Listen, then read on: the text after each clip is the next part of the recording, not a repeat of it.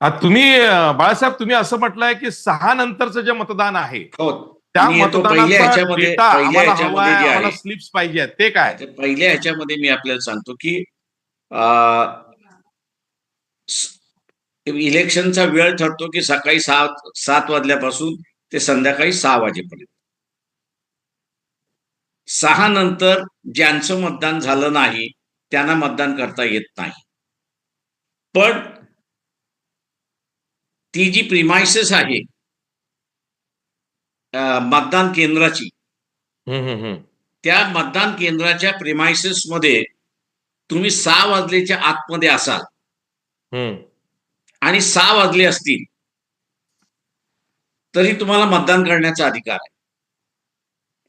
पण तो केव्हा येतो की ज्यावेळेस तुम्हाला तात्पुरतं इलेक्शन थांबावं लागतं.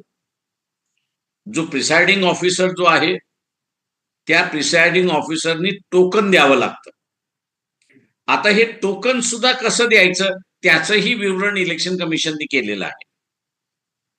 तेव्हा इलेक्शन कमिशन असं म्हणतंय की जो शेवटचा माणूस आहे लाईनीमध्ये उभा त्याला तुम्ही 1 नंबरचं टोकन दिलं पाहिजे. त्याच्यानंतर 2, 3, 4 असं करत करत तुम्ही असताना दिलं पाहिजे. आणि ज्याच्याकडे टोकन आहे त्यालाच मतदान करण्याचा अधिकार आहे, इतर कोणाला नाही. 6 एकदा वेळ संपल्यानंतर. बर हा, त्याच्यामुळे आम्ही असं विचारलेलं आहे की तुम्ही टोकन वाटलेत का?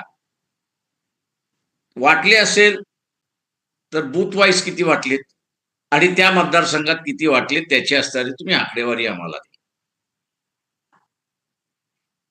आणि ती जर नसेल आणि तो जर डेटाच नसेल की किती टोकन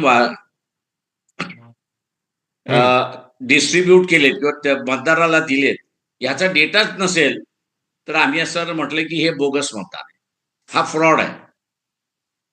इलेक्शन सिस्टमवरचा हा फ्रॉड आहे आणि त्याच्यामुळे इलेक्शन सिस्टमनीच या ठिकाणी गडबड केलेली आहे आणि म्हणून हे सगळं इलेक्शन रद्द करा असं आम्ही त्या ठिकाणी मानले.